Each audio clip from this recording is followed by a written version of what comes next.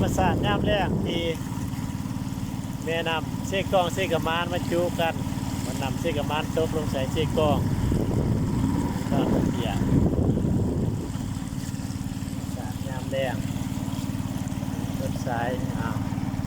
คือเรือแพร่กุหลาบช่วยชนงามเจ้าหัวเจ้าสวรรค์ลงฟังยังตามแคบพังงามช่วยชนงามบรรยากาศเบื้องนี้คือเบื้องพังเสกมาน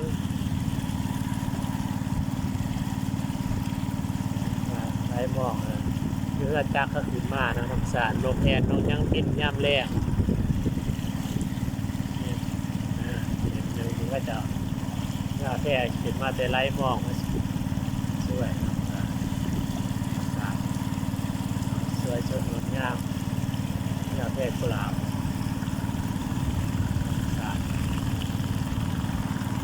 ใส่จังหวัดร่วงไหลมอง